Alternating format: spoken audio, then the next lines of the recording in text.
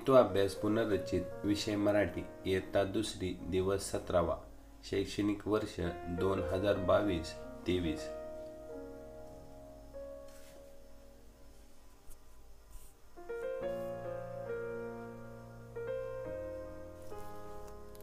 क्षेत्र मौखिक भाषा विकास कौशल्य श्रवण भाषण संभाषण संकल्पना चित्रगप्पा लिखित साहित्य आणि चित्र स्वरूपातील साहित्य यातील फरक सांगणे विविध गोष्टीचे बारकाईने निरीक्षण करणे आणि घटनाकृती समजावून घेणे। या ठिकाणी लोभी कुत्रा याचे चित्र दिलेले आहे। यामध्ये पहिल्या चित्रामध्ये एक कुत्रा असा बागेमध्ये भटकत असतो मोकळ्या रानामध्ये।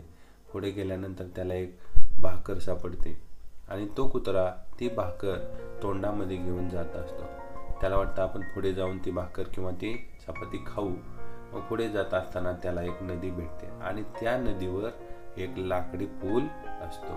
कुत्रा त्या पुलावरून जात असताना त्याचं लक्ष पाण्याकडे जातं आणि पाण्यामध्ये काय दिसतं तर त्याला दिसतो की त्या पाण्यामध्ये आणखी एक कुत्रा आहे आणि त्या कुत्र्याच्या तोंडात देखील भाकर आहे। त्याला असं वाटतं की ती भाकर आपल्याला मिळाली पाहिजे।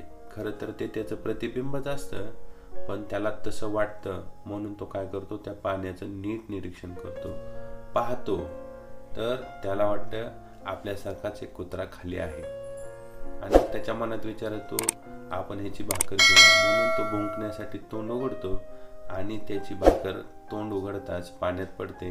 त्याची आहे ती पण भाकर पाण्यामध्ये पडून जाते। शिक्षकाने अशाच प्रकारच्या चित्रगप्पांमध्ये सहभागी व्हायचे, आवश्यक त्या ठिकाणी विद्यार्थ्यांना मार्गदर्शन करायचे। आता या ठिकाणी हुशार कावळा या चित्रकार्डाचा वापर करून एक अधिक सराव घ्यायचा आहे। मुलांना ती गोष्ट समजावून सांगायची आहे। पहिल्यांदा काय करा, ते चित्राची योग्य प्रकारे मांडणी करा आणि चित्राची मांडणी केल्यानंतर विद्यार्थ्यांना बोलण्यास प्रवृत्त करा।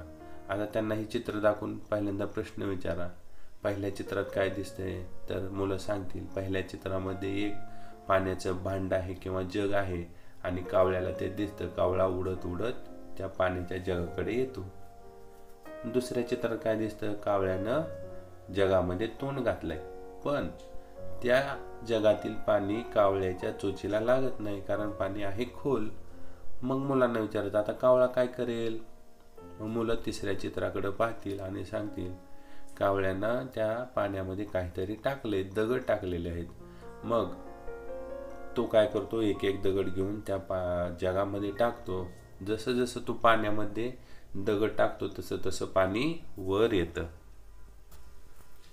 आणि ते पाणी कावळ्याच्या चोचीला लागतं आणि कावळा काय करतो, भरपूर पाणी पितो। अशा प्रकारे कावळ्याने आहे त्या परिस्थितीचा वापर करून दगडाच्या मदतीने पाणी वर आणलं आणि तो पाणी पोटभर प्यायला।